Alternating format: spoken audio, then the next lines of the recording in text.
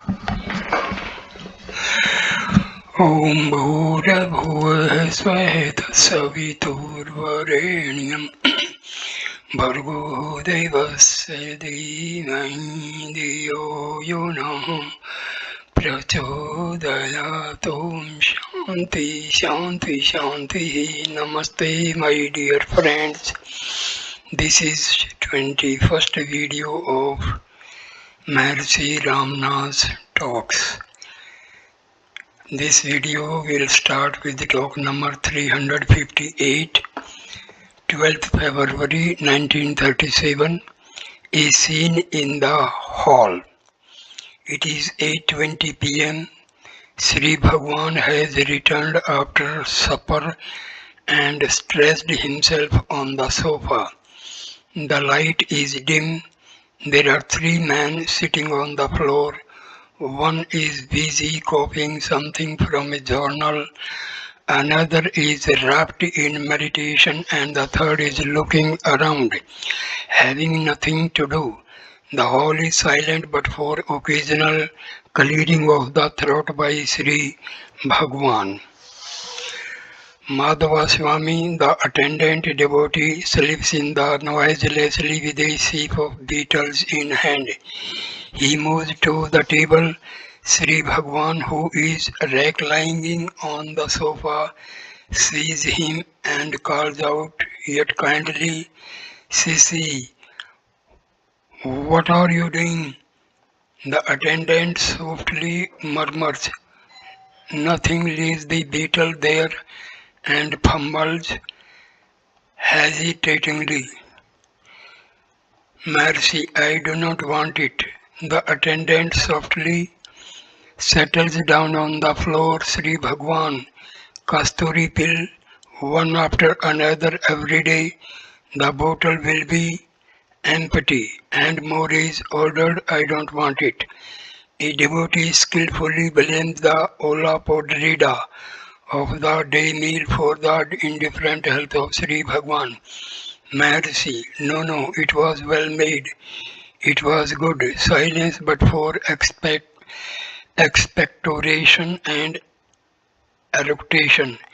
After a few minutes, the attendant slips out and returns with a bottle in hand, goes near Sri Bhagwan and stretches out a pill, saying, come in, seed pill.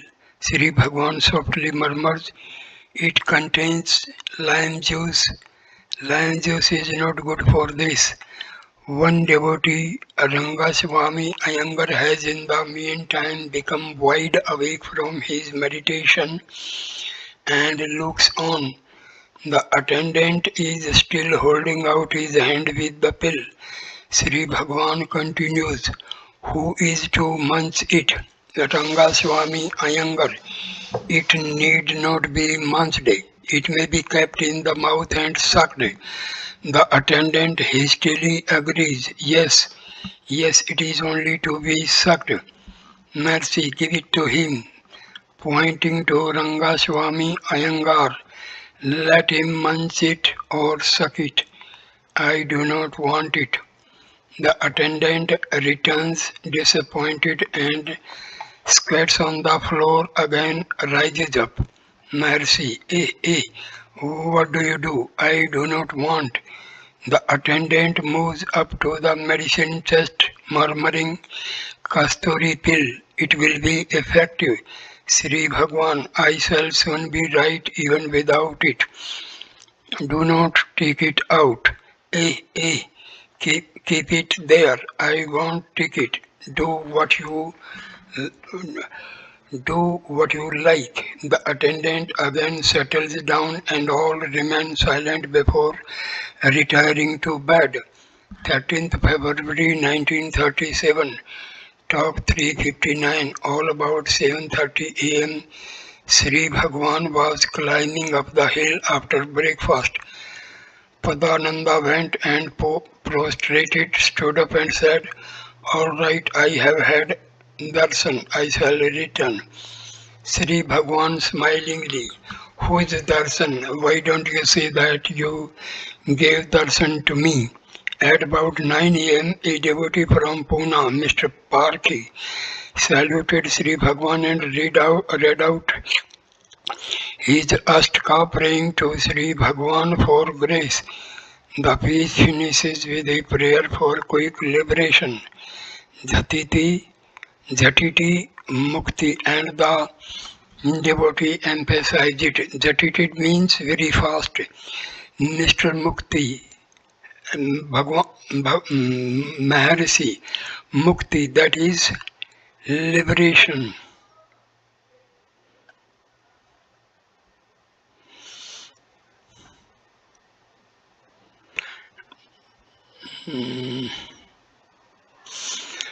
Maharshi, Mukti, that is liberation is not to be gained the hereafter. It is there forever and now. Here and now, devotee. I agree, but I do not experience it. Maharshi, the experience is here and now. One cannot deny one's own self. Devotee, that means existence and not happiness. Maharshi, existence equals happiness equals being. The word mukti, liberation, is so provoking. Why should one seek it? He believes that there is bondage and therefore seeks liberation. But the fact is that there is no bondage, but only liberation. Why call it by a name and seek it? Devotee, true, but we are ignorant. Mercy only remove ignorance, that is all there is to be done. 14th February 1937, Talk 360. The aristocratic gentleman from Lucknow has written to Mr. Paul Brunton that his wife has since lost that peace of mind which she had gained by her visits to Sri Bhagwan, so he desires that Sri Bhagwan may be pleased to restore the same peace. When requested, Sri Bhagwan said, "It is due to the weakness of mind that peace once gained is later lost." Talk 361. Mudaliar Swami, son of the lady who brings Bhiksha every day to Sri Bhagwan, related the following interesting incident. During the time Sri Bhagwan was staying in Virupaksha cave, Sri Bhagwan and Mudaliar Swami were walking together behind the Sakandasarmam site. There was a huge rock 15 feet high. It was a cleft. A girl's shepherdess was standing there crying. Sri Bhagwan asked the reason of her sorrow. She said, "A sheep of mine slipped into this cleft, so I am crying." Sri Bhagwan descended into the cleft, took the sheep on his shoulder, climbed up to the surface and delivered the sheep to her. Mudaliar Swami says that it was a very remarkable feat for any human being. Talk 362. Mr. Subbaramaya, a college professor from Nellore, asked about Mukti, Maharshi. All questions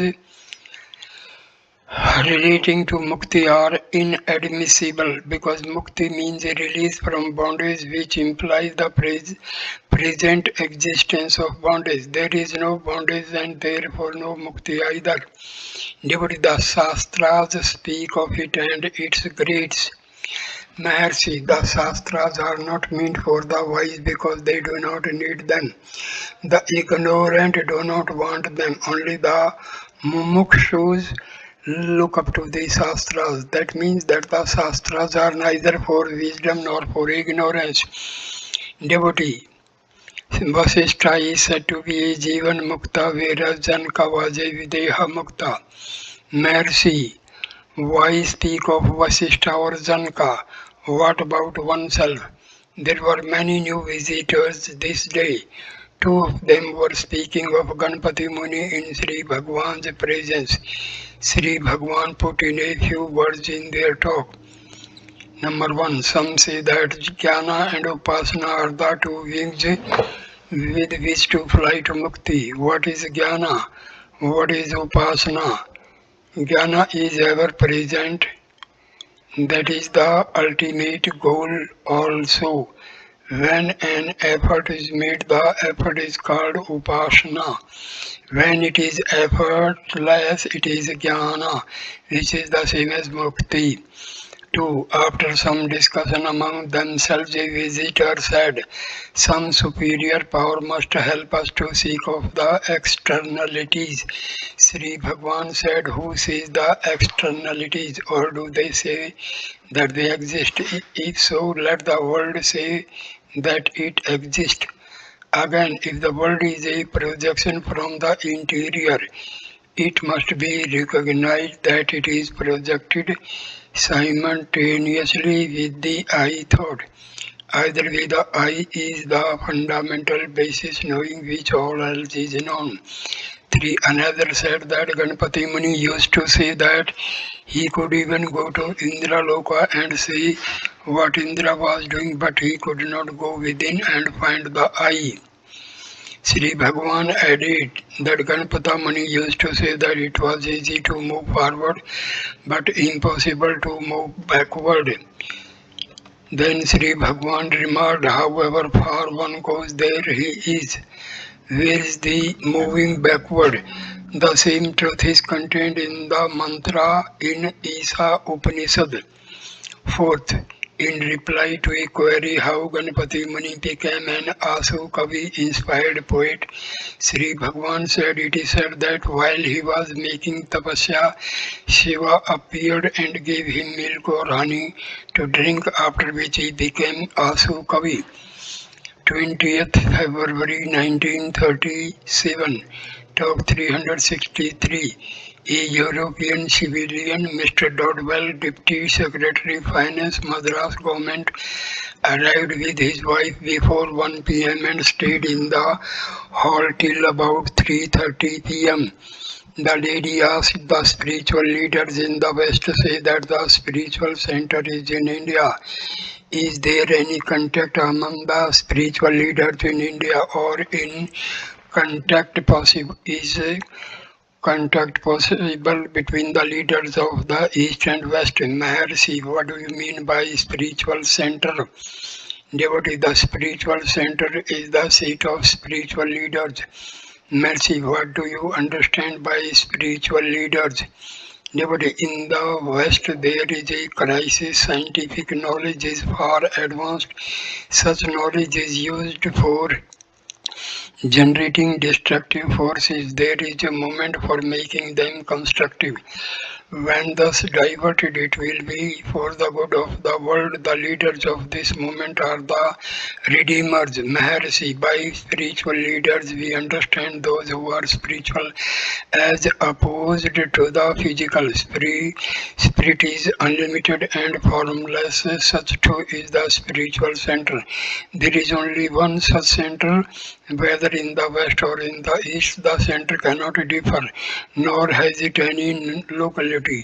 Being unlimited, it includes the leaders, the men, the world, the forces of destruction and of construction. There is no differentiation. You speak of contact because you are thinking of the embodied being as spiritual leader. The spiritual men are not bodies, they are not aware of their bodies, they are only spirit, limitless and formless. There is always unity among them and all others. Nay, they comprise all. The spirit is the self. If the self is realized, these questions cannot arise at all. Mrs. Jinaraja Dasa from Adayar. Self-realization sounds so easy, but yet it is so difficult in practice. Maharshi, what can be easier? The self is more intimate than anything else. If that cannot be realized, is it easy to realize what is apart and further away? Devotee, self-realization is so illusory, how can it be made permanent? Maharshi, the self can never be illusory. It is the only reality. That which appears will also disappear and is therefore impermanent. The self never appears and disappears and is therefore permanent. Devotee, yes, true. You know that in the Theosophical Society they meditate to seek the masters to guide them. Maharshi, the master is within. Meditation is meant for the removal of ignorance of the wrong idea that he is without. If he be a stranger whose advent you await, he is bound to disappear also. Where is the use of transient being like that? However, as long as you think that you are an individual or that you are the body, so long the master also is necessary and he will appear with a body. When this wrong identification ceases, the master will be found to be the self. There is a stanza in Kaivalya. My Lord, you had remained as myself within, protecting me in all my past incarnations. Now, by your grace, you have manifested yourself as my master and revealed yourself as the self. Just see what happened in sleep. There is no ego, no India, no seekers, no master, etc. And yet you are and happy too. The ego, India, seekers, etc. appear now, but they are not apart from nor independent of you. There was a large group of visitors on account of the election holidays, and some of these also joined in the discussion. One of them asked about reincarnation. Maharshi, reincarnation can only be so long as there is ignorance. There is no incarnation either now, nor was there before, nor will be hereafter. This is the truth. Devotee, what is the ego self? The Maharshi, the ego self appears and disappears and is transitory, whereas the real self always abides permanent. Though you are actually the true self, yet you wrongly identify the real self with the ego self. Devotee, how does the mistake come about? Maharshi, see if it has come about. Devotee, one has to sublimate the ego self into the true self. Maharshi, the ego self does not exist at all. Devotee, why does it give us trouble? Mercy, to whom is the trouble? The trouble also is imagined. Trouble and pleasures are only for the ego. Devotee, why is the world so wrapped up in ignorance? Maharshi, take care of yourself, let the world take care of itself. See yourself, if you are the body, there is the gross world also. If you are spirit, all is spirit also. Devotee, it will hold good for the individual, but what of the rest? Maharshi, do it first and then see if the question arises afterwards. Devotee, is there a vidya? Maharshi, for whom is it? Devotee, for the ego self. Mercy, yes, for the ego. Remove the ego. Avidya is gone. Look for it. The ego vanishes. The real self alone remains. The ego professing avidya is not to be seen. There is no avidya in reality. All shastras are meant to disprove the existence of avidya. Devotee, how did the ego arise? Maharshi, ego is not. Otherwise, do you admit the two selves? How can there be avidya in the absence of the ego? If you begin to inquire, the avidya which is already non-existent will be found not to be, or you will say it has fled away. Ignorance pertains to the ego. Why do you think of the ego and also suffer? What is ignorance again? It is that which is non-existent. However, the worldly life requires the hypothesis of avidya. Avidya is only our ignorance and nothing more. It is ignorance or forgetfulness of the self. Can there be darkness before the sun? Similarly, can there be ignorance before the self-evident and self-luminous self? If you know the self, there will be no darkness, no ignorance, and no misery. It is the mind which feels the trouble, misery, etc. Darkness never comes nor goes. See the sun and there is no darkness. Similarly, see the self and avidya will be found not to exist.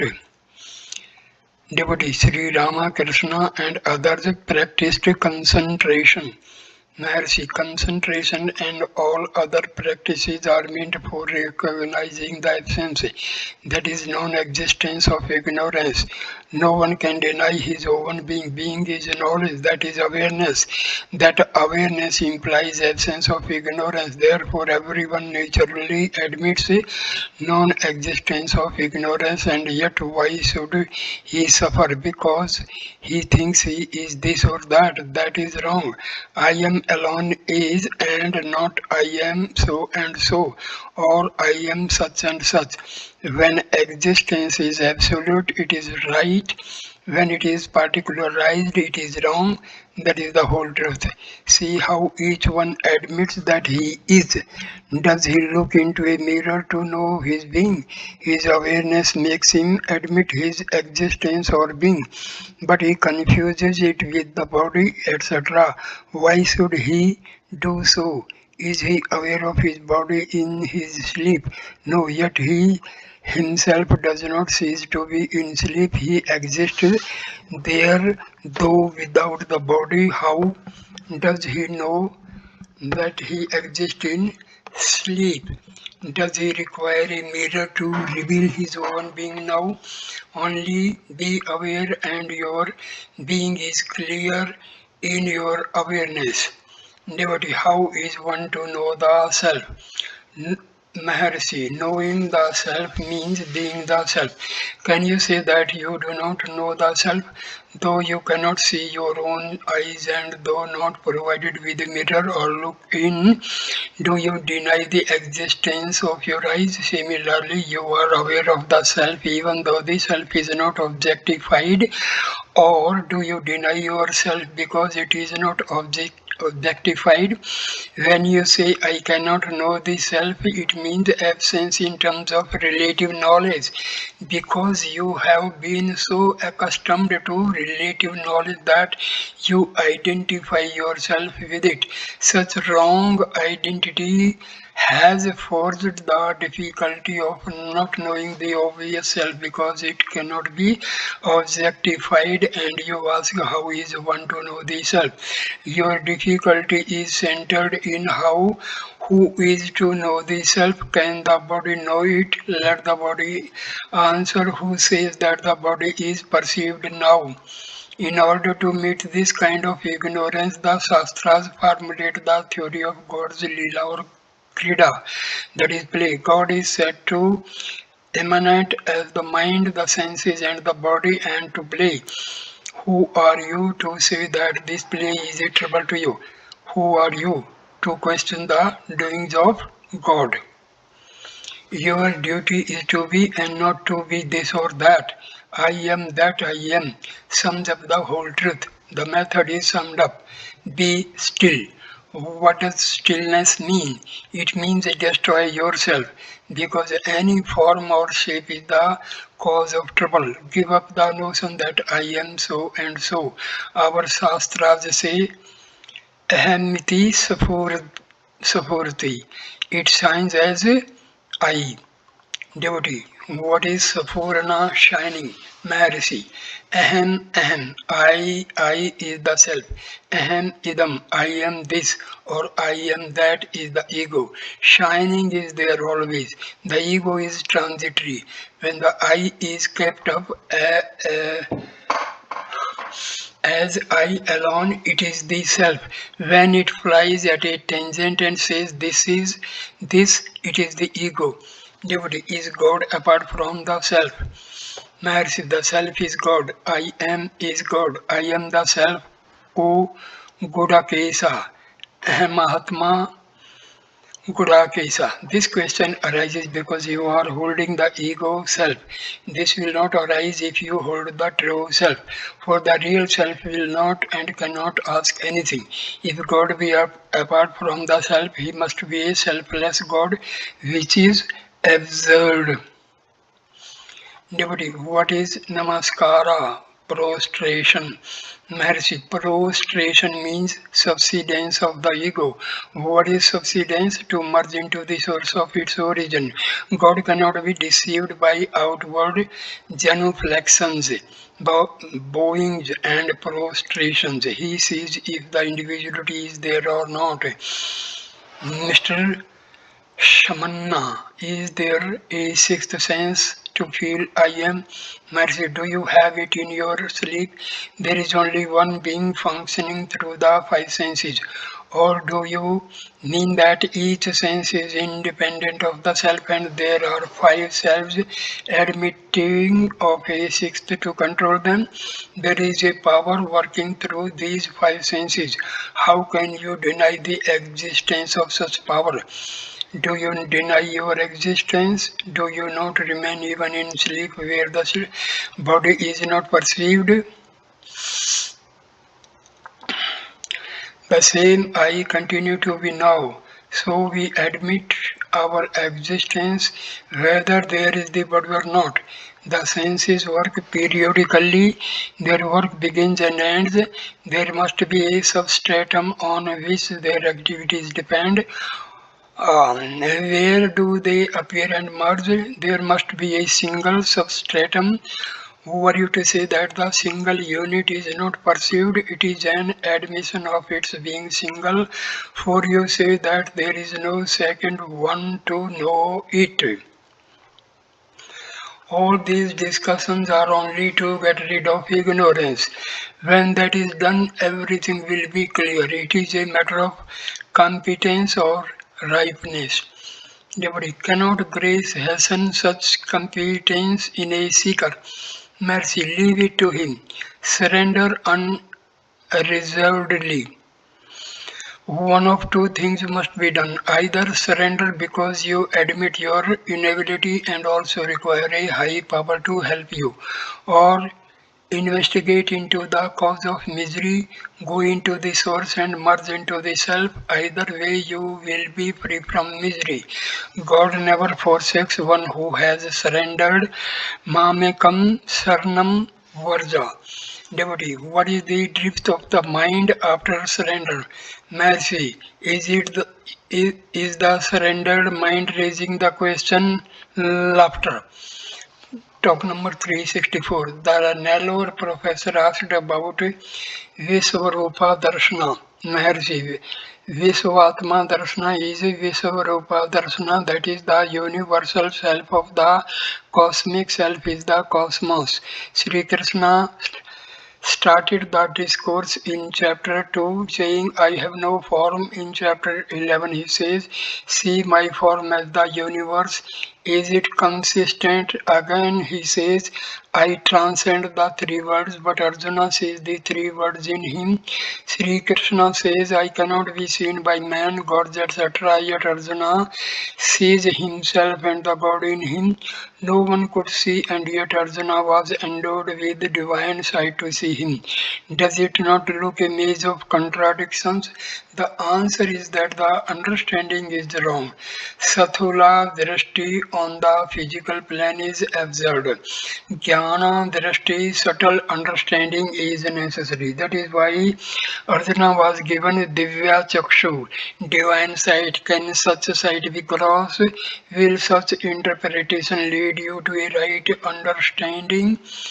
Sri Krishna says, Kalosmi, I am time. Does time have shape? Again, if the universe be his form, should it not be one and unchanging? Why does he say to Arjuna, see in me whatever you desire to see? That means that his form is according to the desires of the seer. They speak of divine sight and yet paint the scene each according to his own view. There is the seer also in the scene. What is all this? Even a mesmerist can make you see strange scenes. You call this a trick, whereas the other you call divine. Why this difference? Anything seen cannot be real. That is the truth. Talk number 365. As Sri Bhagwan was continuing in the same friend, a visitor asked how to overcome the identity of the self with the body. Mercy, what about sleep? Devotee, there is ignorance prevailing. Mercy, how do you know your ignorance in sleep? Did you exist in sleep or not? Devotee, I do not know. Mercy, do you deny your existence in sleep? Devotee, I must admit it by my reasoning. Mercy, how do you infer your existence? Devotee, by reasoning and experience. Mercy, is reasoning necessary for experience? Laughter. Devotee, is meditation analytical or synthetic? Mercy, analysis or synthesis are in the region of intellect. The self transcends the intellect.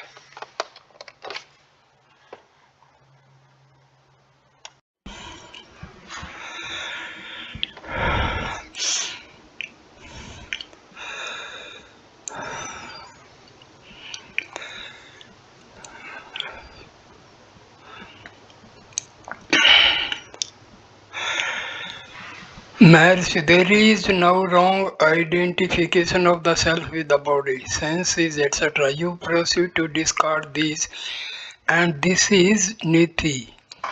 This can be done only by holding to the one which cannot be discarded. That is iti alone. 21st February 1937. Talk 367. A Marathi lady, a casual visitor then taking leave, was almost on the point of bursting into tears. She asked, I know that mukti is impossible in one life. Still, may I not have peace of mind in this life?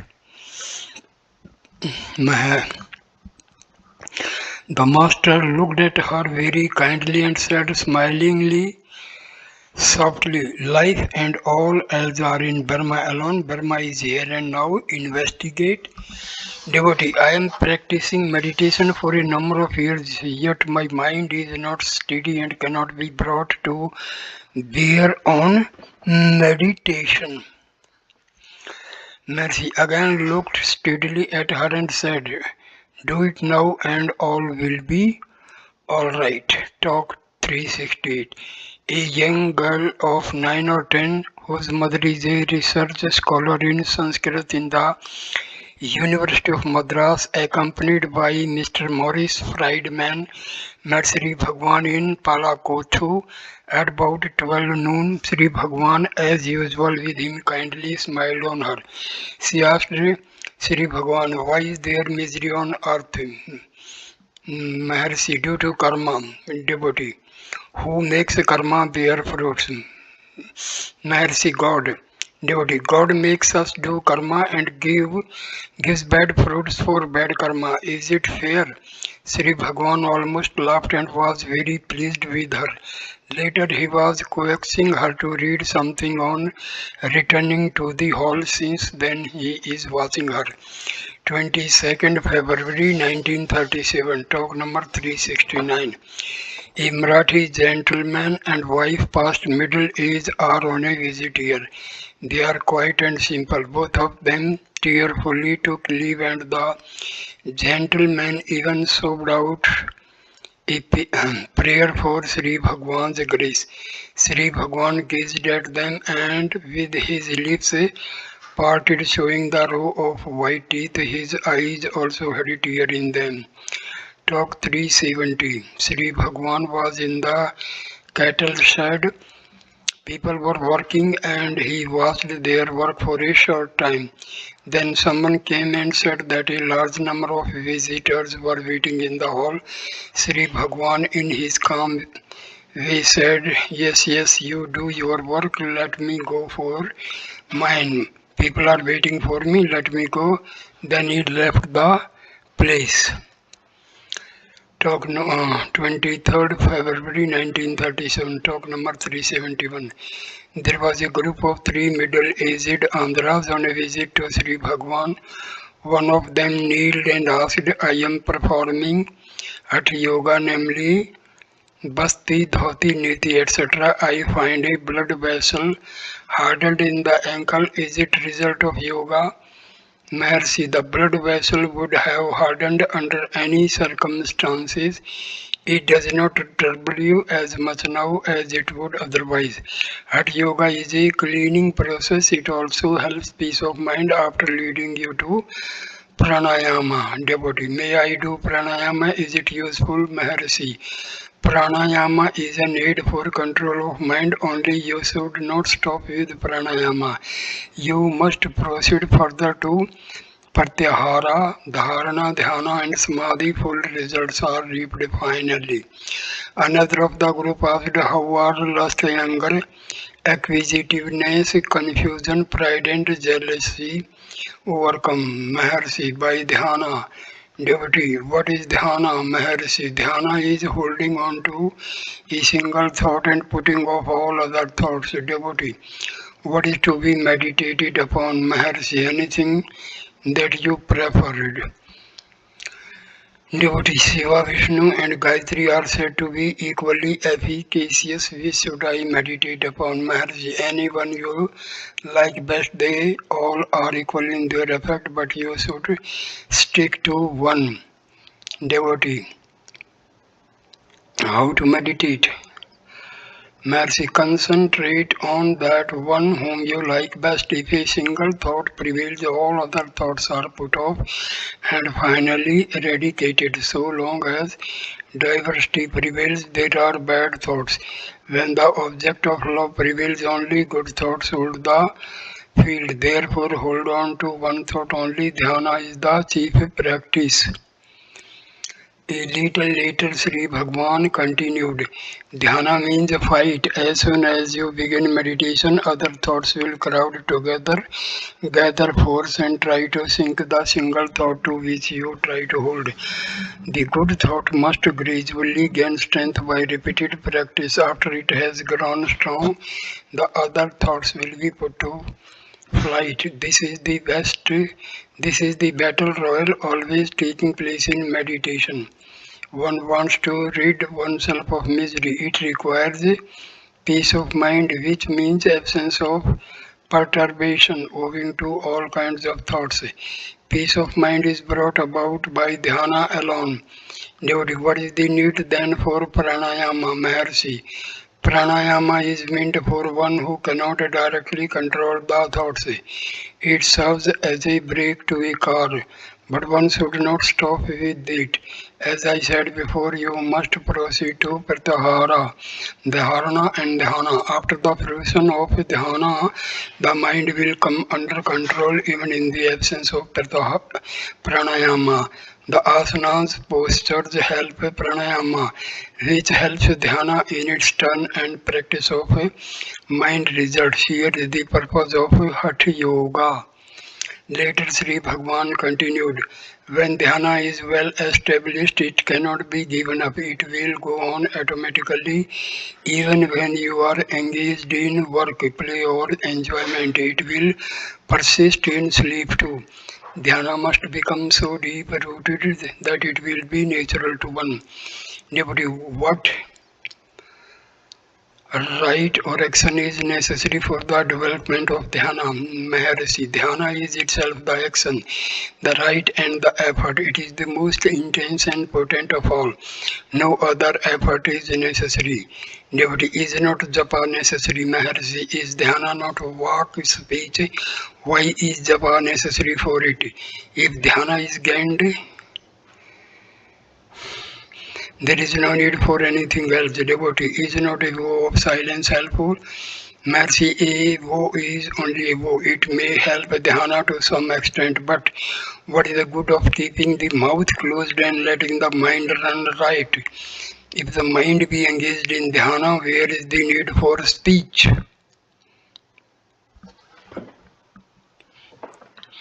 Nothing is as good as dhyana. Should one take to action with a vow of silence? Where is the good of vow? Devotee, what is Jnana Marga? Mercy, I have been saying it for so long. What is Jnana? Jnana means a realization of the truth. It is done by dhyana. Dhyana helps you to hold on to truth to the exclusion of all thoughts. Devotee, why are there so many gods mentioned? Maharshi, the body is only one. Still, how many functions are performed by it? The sources of all the function is only one. It is in the same way with the God also. Devotee, why does a man suffer misery? Mercy, misery is due to multifarious thoughts. If the thoughts are unified and centered on a single item, there is no misery.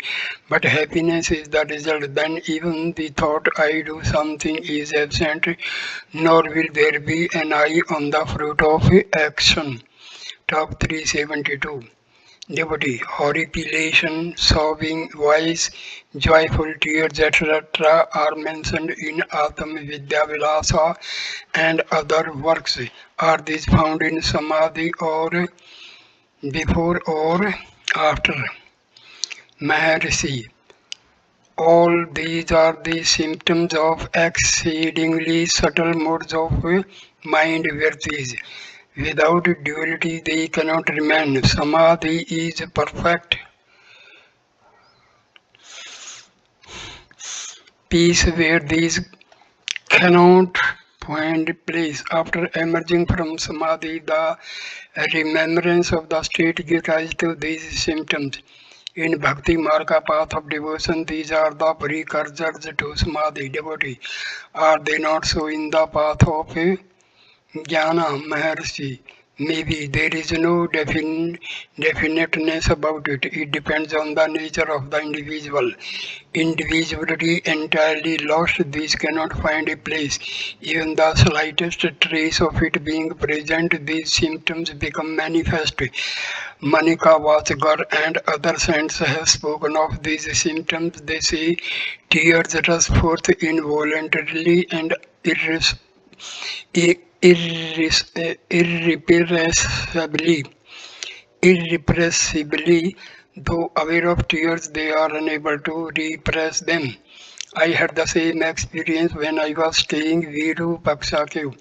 Devotee sleep state is said to be the experience of bliss, yet on recollecting it, the hairs do not stand on, and why should they do so if the samadhi state is recollected?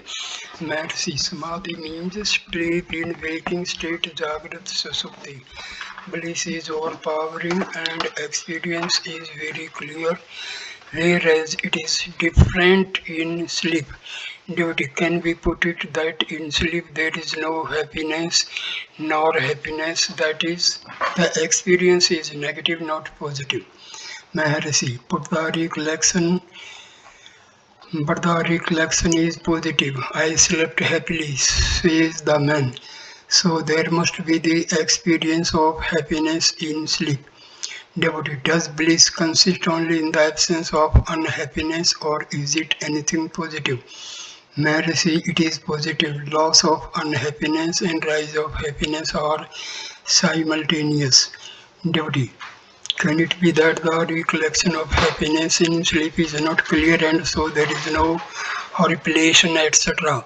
Mercy, the bliss of Samadhi is a perfect clear experience and its recollection also is similar, but the experience of sleep is otherwise. 28th February 1937, talk number 373.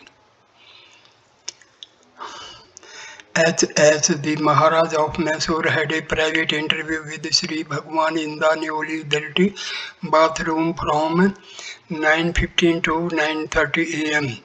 His Highness saluted Sri Bhagwan, placing his head on Sri Bhagwan's feet and head and said, I have read Sri Bhagwan's life and long had a desire to meet him, but my circumstances are such that intentions of this kind cannot easily be carried into effect, nor can I stay here as other disciples can, considering all my limitations. While I remain here for about 15 minutes, I shall now pray only for thy grace. On departure, H.S. again saluted Sri Bhagwan as before and left after presenting two fine shawls and some money to the office.